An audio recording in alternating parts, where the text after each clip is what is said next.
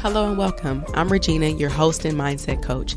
This is the Moms Who Achieve podcast, where we discuss motherhood, mindset, money, and everything in between to equip first-generation change makers with the tools they need to create the lives they want and deserve by managing their minds and taking massive action. I am super ecstatic that you're here, and I'm hopeful that with an open mind, you'll leave with exactly what you came for. Let's go. I hope your week is going well. I just hope you're feeling good. I hope that no matter what is happening to you, for you, with you this past week, that you're mindful. And if you haven't thought about it, I want to tell you, you're doing the shit that you want to do. We get so caught up in all of our goals and all of the things we want to do in life, and we can get very much down on ourselves because we don't see it. But remember, this is a journey. This is not a sprint. And those everyday things that you're doing, they lead up to those big, gigantic things you want to accomplish. And to just give yourself space, give yourself a hug, put your hand over your heart and just confirm to yourself, I am enough. I am working, I am doing, I am evolving. And just be mindful that nobody was fucking born with the know-how, with all the tools, as in we have the power within ourselves, but I feel like a lot of this journey is even identifying that, right? Like I'm in my 30s and I'm just now realizing some powerful things about myself, but they've always been there. But I didn't realize it. Oftentimes when I'm talking to my patients, if you don't know, I'm a nurse. And so I take care of a lot of older folks. And every time we discuss life and what they've gotten out of it, especially my 80s and 90-year-olds, and I have a lot of them come in that are very healthy, like as far as they're moving good, they're with sound mind, all of that. And no matter their health status, no matter what's going on, when they have the mental ability to talk to me and we talk about their life and their experiences, they all talk about a couple of things. One that always comes up is, I wish I had gave myself more compassion. I wish I have understood that it wasn't about the thing, like the big thing that they wanted. It was very much about the everyday experience of obtaining that thing, how we're showing up for ourselves, how we're showing up for the people we love. When we go to work, how are we showing up in service to others, whatever that may look like for you. And what I get out of that is always the interpersonal experience of just being with people, talking to people. And this was really powerful for me when I decided to start really listening to what people are saying and really take this piece in, because I never grew up understanding. I did not grow up understanding the power of relationships. And my young adult, my 20s were all about myself. And I had a lot going on, so I'll give myself grace there, but I never really understood the power of building relationships and really just getting to know people for the benefit of getting to know them. Not like, oh, we work together, so we'll be friends here. And it was always transactional, right? Like we work together, let's pass the time, let's get to know each other. But I didn't realize until recently the importance of building really deep connections. And not that I had to have 20 deep friends, right? But just when you're in a space with a person, being fully present with that person, because that's the human experience.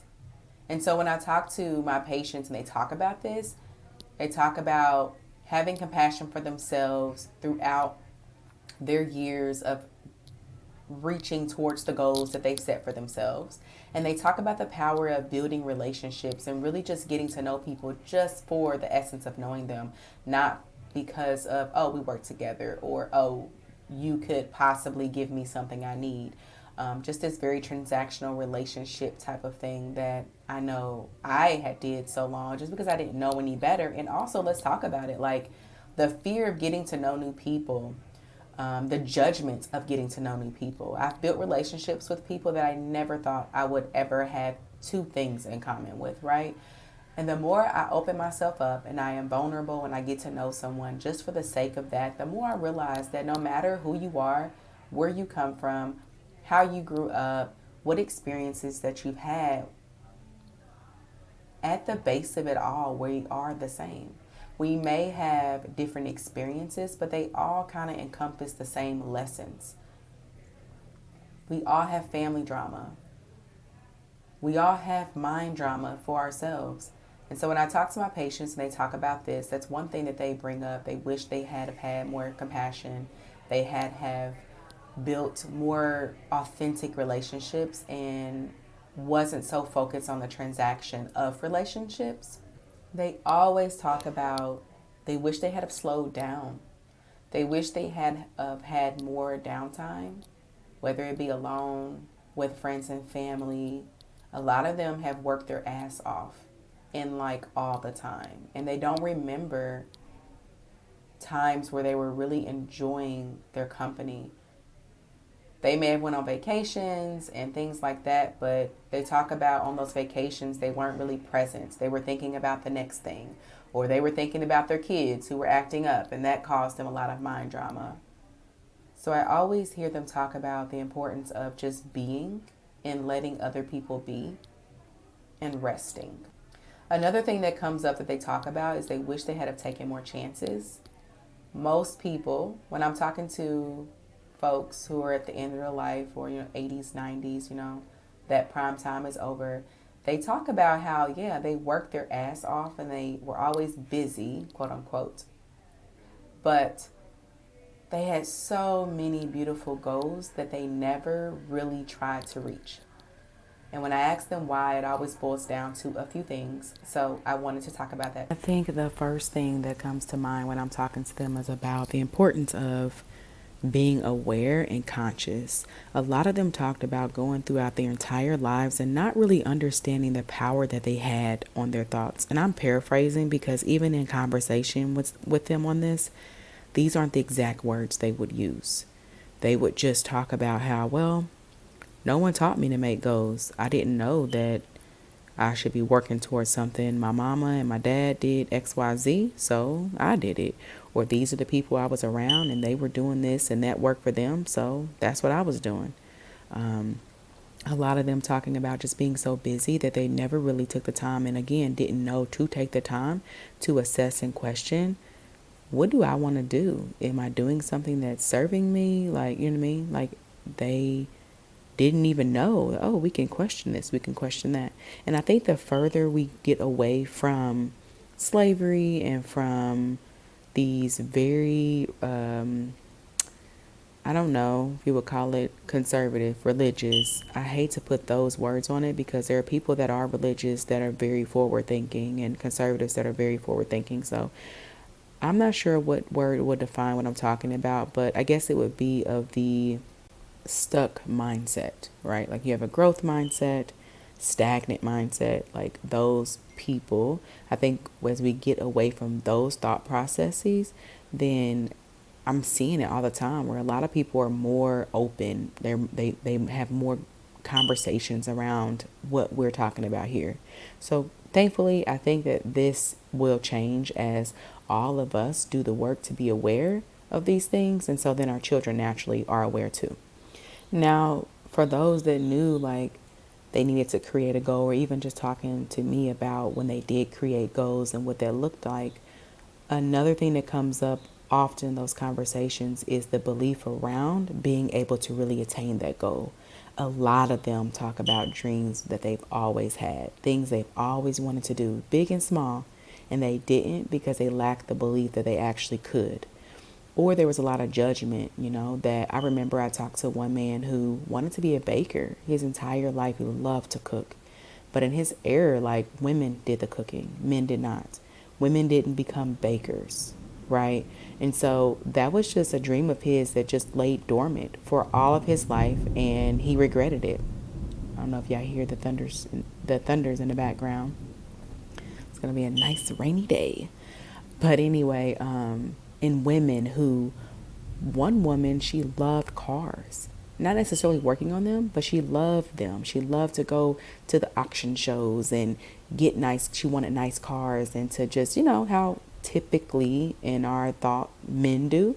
That's what she wanted. And there's so many different stories like that wrapped around race. Like, oh, black people can't do that.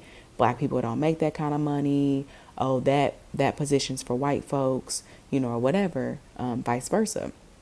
And things around, so there was things around the race. There's things around finances, like, oh, well, everybody in my family has been poor. There's no way I can be rich. Some people just wanted to genuinely be rich, and they never saw that.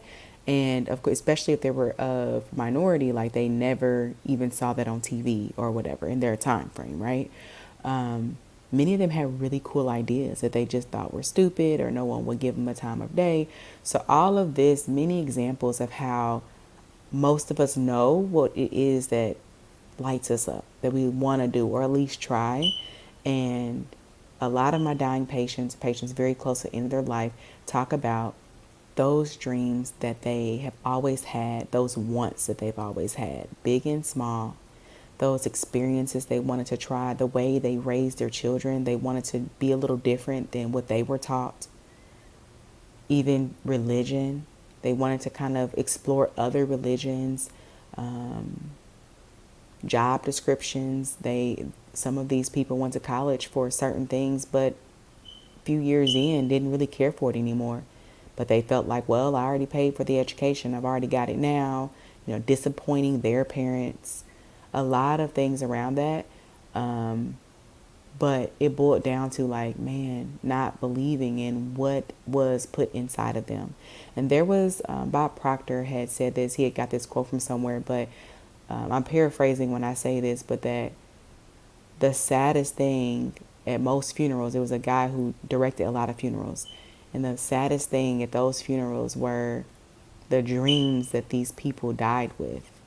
Not necessarily the death of the person. It was more so like, wow, these people died. So many people die, more often than not, with such power inside themselves that us as a human race, will never get to experience. And so belief, having a plan, sticking with it, moving through it, and just believing that you can do something was a popular thread when talking to these patients. Lastly, and I think maybe the most important one that I've heard them talking about as to why they had goals and did not move forward with them is our good friend fear. So when we talk about fear, why don't they take chances, or why didn't they take chances? And they talk about fear. They talk about, fear of missing the mark, of creating this goal and not meeting it, not accomplishing it, or doing the wrong thing, or getting stuck in this mind drama of, is it right for me? Should I do it? Should I be going down this path? Putting themselves out there, having new experiences in itself can be fearful. Being judged by the people they know, the people around them. And depending on what it is you really want to do, you might have many people judging you on social media and things like that, especially now. And of course, failing, of trying the thing or trying to move forward and take chances with those goals or things they want to experience and it not working out. And I think that all of us, including myself, I can really understand and agree with all of these reasons. They've come up.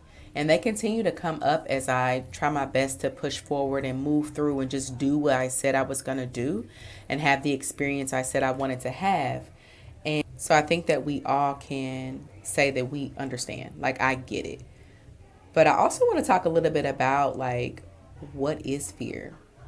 And through my studies and learning and being coached myself, like fear is just an emotion. It's a vibration in our bodies. It doesn't feel good. But it's not going to kill any of us. Let's just talk about fear itself. It's just an emotion, which is a vibration in your body that you feel. And it's been said that it's actually the same vibration as excitement. And the big difference, though, is what we make that vibration mean.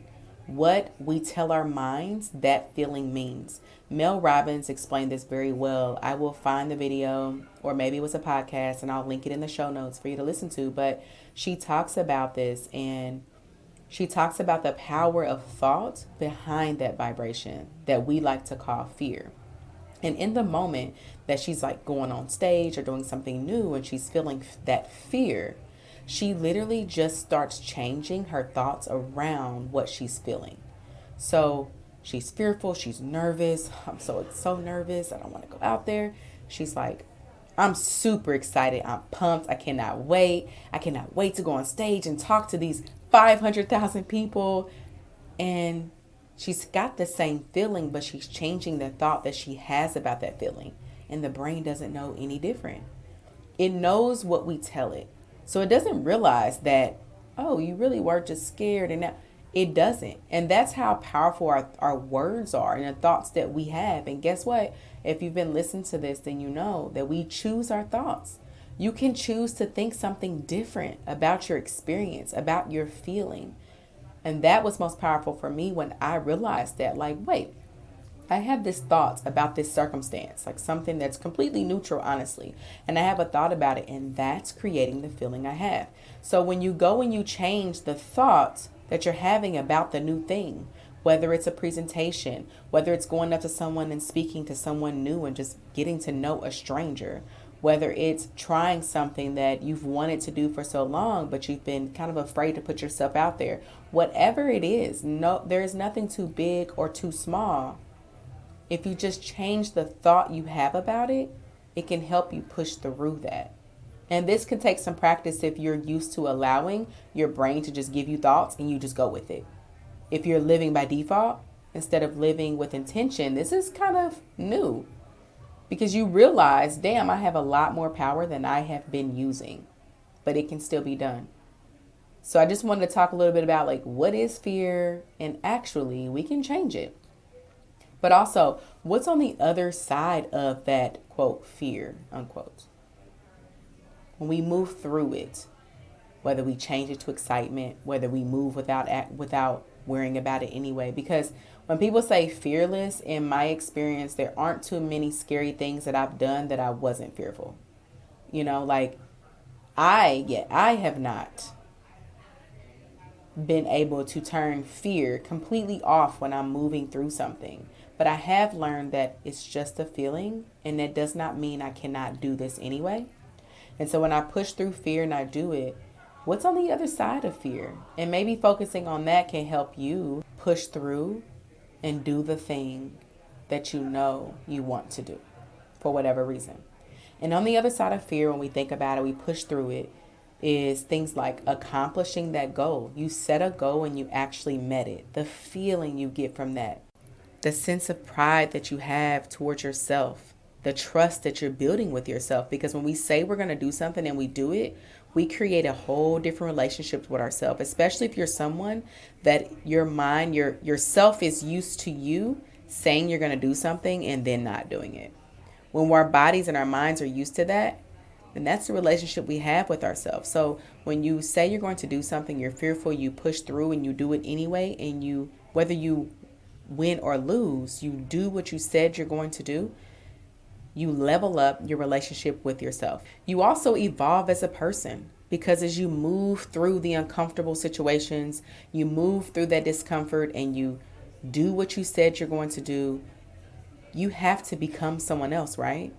Like, think of the big goals or even things in the past that you've done. You became someone else through that. When I applied for college, I was pregnant with my second child, and I went to my interview. Well, I had the interview scheduled for nursing school, and I was 8-ish months pregnant, and I almost didn't go. I almost chose not to go to that school because in my mind, they're not going to accept me. I'm 8 months pregnant. They're going to think I'm going to drop out anyway. Let me just go to this school over here and do this thing, which I didn't want to do. But I almost allowed myself to think that my circumstance was much bigger than my power. In order for me to apply and go to that college and go through that interview and sit there and complete this interview and push past those thoughts I had about how they would judge me, I had to become someone else. I had to evolve into something else, because the person I was prior to doing that would not have taken that chance.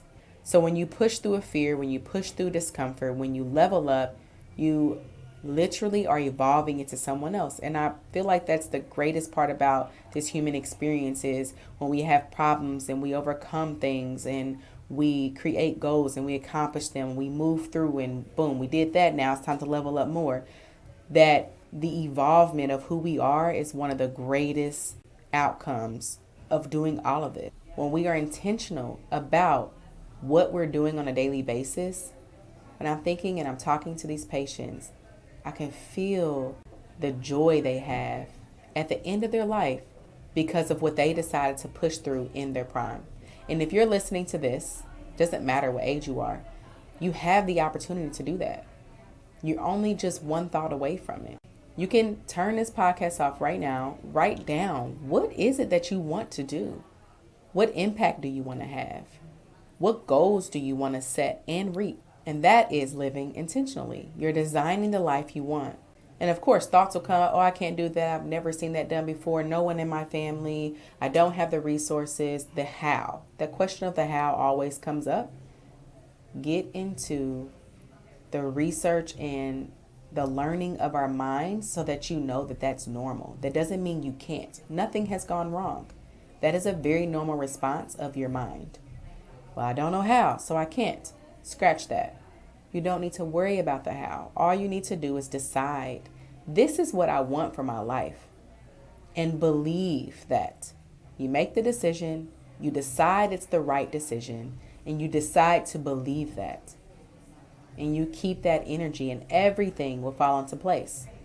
And then emotions come up like fear, uncertainty, you're unsure, confusion, all of these things. And that's where coaching yourself through that, understanding that it's normal, getting a coach yourself, someone that can hold you accountable, someone that's going to question those stories and challenge the stories that you have accepted about yourself that aren't true. There's so many benefits to getting someone outside of yourself to help you through the process that your mind is going to try to take you through when you create goals for yourself and you have to move through discomfort. And as you're doing this work, if you realize that having a coach is something you may need, or having a conversation with someone like to help you push through and getting coached through that, reach out to me, my friend. I'm here for you. I would love to have a conversation with you. Y'all be blessed. That wraps up this week. I hope you found value. Please share with a mom friend, subscribe, and leave a review. This helps this podcast to get into the minds of those who need it most. I would love to hear what you think about the episode. Find me on Instagram and Facebook at Moms Who Achieve. Looking forward to chatting with you next week. Take care.